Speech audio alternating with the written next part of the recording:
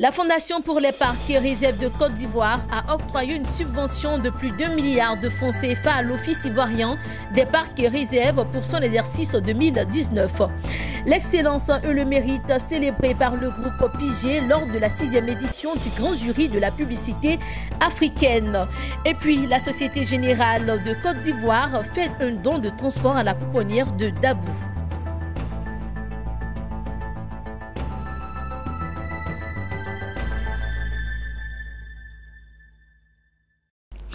Bienvenue à tous, mesdames, messieurs, dans cette édition. Merci de suivre Business 24 Africa. Comme annoncé dans les titres, le réseau des parcs nationaux et réserves est soumis à diverses pressions, ce qui entraîne la dégradation des écosystèmes. Afin de préserver ses patrimoines naturels, la Fondation pour les parcs et réserves de Côte d'Ivoire vient d'octroyer une subvention de plus d'1 milliard de francs CFA à l'OIPR, l'Office ivoirien des parcs et réserves de Côte d'Ivoire, pour son exercice 2019. Le commentaire de Jean-Charles Sibaï. Mutualiser les moyens et les énergies pour la préservation des parcs et réserves de Côte d'Ivoire, c'est le sens de la rencontre entre la Fondation pour les parcs et réserves de Côte d'Ivoire et l'OIPR, l'Office ivoirien des parcs et réserves. Par la signature de cette convention, la Fondation pour les parcs et réserves de Côte d'Ivoire octroie la somme de 1 milliard 279 millions de francs CFA à l'OIPR pour l'exercice 2019. Ce montant est destiné au financement des parcs nationaux de Taï, de la Komoué, d'Azani et du Mont Sangbé. La fondation, c'est un mécanisme, c'est un fonds fiduciaire c'est un mécanisme qui permet de mobiliser des fonds afin d'assurer le financement pérenne des parcs nationaux. Donc c'est une cérémonie importante pour nous. Et il faut dire que jusque-là, tous les fonds qui sont octroyés à l'Office ivoirien des parcs et réserves font l'objet d'audit et les programmes opérationnels qui sont présentés par l'Office ivoirien des parcs et réserves sont validés par la Fondation. Et ce sont ces programmes qui sont financés à travers ces fonds, ces subventions non remboursables que nous octroyons. Les parcs et réserves bénéficiant du financement de la Fondation représentent plus de 86% de la superficie totale du réseau des parcs nationaux et réserves de Côte d'Ivoire. Ainsi, la Fondation constitue-t-elle un mécanisme de financement innovant et pérenne pour ces espaces. Au niveau de ces parcs, les activités courantes qui vont être exécutées, ce sont notamment des activités de surveillance, donc le financement des patrouilles de nos agents sur le terrain. La deuxième action, c'est les actions d'appui aux populations qui vivent à la périphérie des parcs nationaux. Donc, c'est là que nous allons apporter un appui technique pour la réalisation d'un certain nombre de micro-projets qui sont générateurs de revenus et aussi pour la réhabilitation d'un certain nombre d'infrastructures sociales de base. Et il faut également signaler que ces fonds vont servir aux activités de suivi écologique parce qu'il faut s'assurer que ces parcs sont en bon état. Notons que de 2014 à 2018, la Fondation a octroyé à l'OIPR des subventions non remboursables d'un montant total de plus de 3 milliards de francs CFA. Et on parle de distinction à présent. L'excellence et le mérite ont été célébrés par le groupe Pigé au cours de la 6e édition du Grand Jury de la publicité africaine. Cette année, c'est mademoiselle Yelena Salimata Koulibaly, étudiante au groupe Pigé, qui a raflé le prix du concours Talent de demain.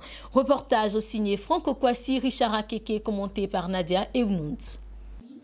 Une cérémonie qui marque la récompense d'une étudiante qui s'est démarquée de tous les participants venant de la Côte d'Ivoire et de la sous-région. La lauréate du concours Talent de demain de la 6e édition du Grand Jury de la publicité africaine, en effet, a reçu son prix ce jeudi au plateau. Mademoiselle Yelena Salimata Koulibaly, étudiante au groupe Pigé Côte d'Ivoire, a su traiter au mieux à travers son affiche le thème proposé, à savoir développement durable, besoin d'un environnement sain. C'est d'ailleurs la première femme à remporter ce prix depuis 6 éditions.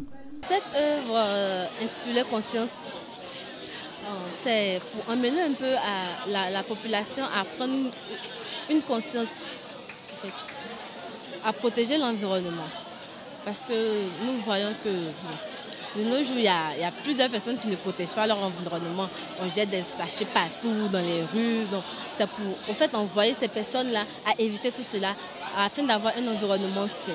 La gagnante, en plus du numéraire et d'un trophée, bénéficiera d'une année académique gratuite offerte par son établissement. Pour la marraine du prix, Madame Martine Kofi-Studor, c'est un honneur de pouvoir accompagner ce genre d'initiative qui met en exergue non seulement le talent, mais valorise et préserve l'environnement.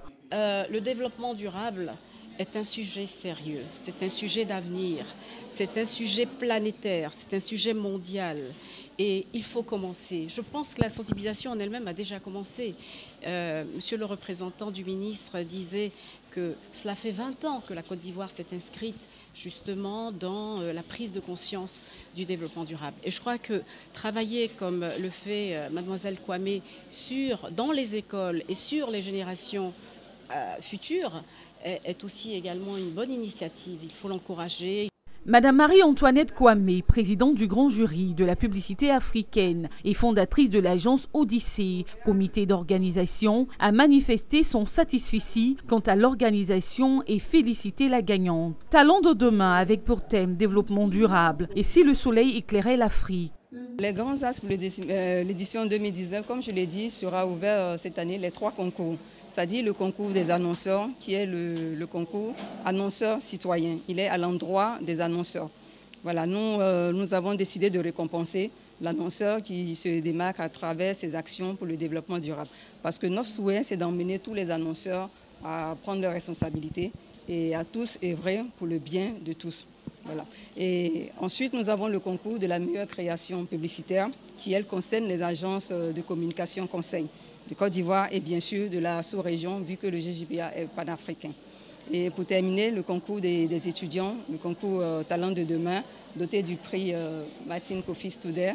Notons que le grand jury de la publicité africaine est ouvert à tous les pays d'Afrique francophone. Le lancement officiel cette année est prévu pour le 4 mars prochain. Il comporte 3 concours, notamment la meilleure publicité africaine, l'annonceur citoyen et le talent de demain. C'est le fruit d'un partenariat public-privé. La SGCI, la Société Générale de Côte d'Ivoire, a fait don d'un car de transport à la pouponnière de Dabou. La remise des clés s'est faite en présence de la ministre de la Femme, de la Famille et de l'Enfant, Liramata Bakayoko. C'est un reportage d'Hervé Blagnon et de Eliane Kwasi. Alors Madame la ministre, symboliquement je vous remets les clés du fameux car. Et puis peut-être Madame Ouattara, je vous remets le carburant qui vous permettra de faire rouler dans l'année. Un don de la SGCI, Société Générale de Côte d'Ivoire, à l'endroit de la pouponnière de Dabou. Cette action de soutien à l'enfance s'inscrit dans le cadre de la politique RSE, responsabilité sociétale des entreprises de cet établissement bancaire. Pour nous, soutenir les enfants en difficulté, ça fait partie des priorités que nous nous sommes fixées dans le cadre de notre politique RSE. C'est un don significatif que nous faisons ici, une quarantaine de millions. Pour une institution comme la nôtre, c'est normal de s'inscrire dans un territoire et de soutenir, de choisir quelques causes qu'on soutient. Pour nous, l'enfance en difficulté, c'est une de ces causes. La pouponnière de Dabou dispose de 93 pensionnaires affectés par des handicaps moteurs et psychiques. Pour sa directrice, Ouattara Korotoum, le soutien de la SGCI vient à point nommé. Il va prévenir des dépressions vécues souvent par les enfants de ce centre. Les enfants aussi, quand ils sont dans des moments de grande dépression, comme cela s'est passé il y a 2 semaines de cela, il faut les faire sortir.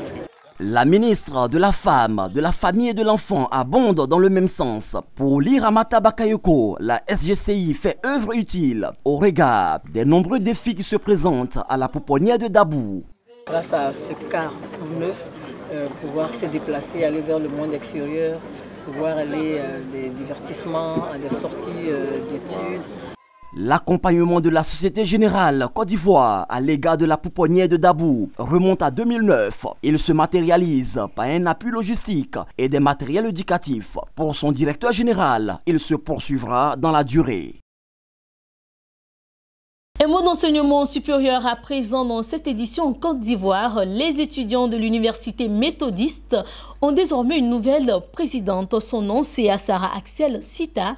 Elle a été investie par le ministre gouverneur du district d'Abidjan. Elle va conduire les règnes de cette association pendant 2 ans. Le reportage est signé Lawani Babatunde et Emeswan. L'amphithéâtre Benjamin Bonnet de l'Université méthodiste de Côte d'Ivoire a fait le plein à l'occasion de l'investiture de la nouvelle présidente de l'Association des étudiants, élue pour un mandat de 2 ans. Sarah Axel Sita et son bureau ont prêté serment et se sont engagés à œuvrer au succès de leurs amis. Nous avons dressé un programme d'activité sur 2 années qui toucheront 7 volets qui sont le volet académique qui consistera à trouver 10 emplois fixes pour nos étudiants. 10 bourses d'études pour le Canada, l'Inde, les États-Unis, la Chine. Parrain de la cérémonie, le ministre gouverneur du district autonome d'Abidjan s'est réjoui du choix de sa personne et a assuré à cette association son soutien, non sans prodiguer quelques conseils à ses filleuls. La seule arme de l'étudiant, c'est la guerre contre la paresse. La guerre contre la paresse. Et nous avons introduit notre démarche en nous appuyant sur 4 vecteurs, parmi lesquels nous avons indiqué qu'il faut faire le jeûne de la paresse. L'université méthodiste est un établissement d'enseignement supérieur en sciences juridiques, administratives et politiques, en sciences économiques et de gestion, en langue, lettres et civilisation. Elle dispose d'un institut supérieur de théologie, d'un conservatoire méthodiste des arts et métiers et d'un institut des sciences médicales et paramédicales. Après Abidjan, rendons-nous dans l'ouest de la Côte d'Ivoire. À Daloa, le quartier Abattoir a abrité le week-end dernier une vaste campagne de sensibilisation sur la sécurité routière et la gestion des ouvrages de drainage et d'assainissement de la ville. Une initiative du mouvement chrétien d'assistance médico-sociale de Côte d'Ivoire à travers la section Daloa. Le reportage est signé Emmanuel Quadio, commenté par Nadia Eunouns. Une journée consacrée à la sensibilisation sanitaire et routière, c'est le double pari que le bureau régional de l'ONG Mokamsi a voulu atteindre au quartier Abattoir à la faveur des travaux d'aménagement et de bitumage des voies Abattoir 2, route d'Issia et Assémon, route de Vavois. L'ONG a sensibilisé les jeunes à la discipline en conduite sur les routes nouvellement aménagées. Le chef de projet, Kofi Blaise, résume ici le volet sécuritaire de cette initiative. Nous sensibilisons la communauté afin que l'entreprise en charge de la construction de ces voiries puisse travailler dans la quiétude. Pour ce faire, nous essayons de dire à la communauté que c'est pour leur bien. C'est pour leur bien, c'est pourquoi ils doivent accompagner l'entreprise. La direction des transports du Haut-Sassandra a appuyé cette initiative. Le directeur régional des transports d'Irasouba, Daouda, a profité pour rappeler les dispositions routières. Nous les interpellons, les motocyclistes, les chauffeurs de taxi, à beaucoup de prudence pour éviter d'enrayer des familles sur ces voies à réhabilitation. Concernant le volet santé, Akeke Jean-Julien de la direction régionale de la santé a fait un exposé sur les IST-VIH-Sida. Il s'est focalisé sur les comportements à risque avant de faire la démonstration et l'illustration du port des préservatifs. Soulignons que la ville de Daloa est en ce moment en chantier avec 5 km de bitume qui assure la ceinture de la cité des Antilopes. Fin de ce journal. Merci à vous pour votre attention et restez sur Business N4 Africa. L'information se poursuit.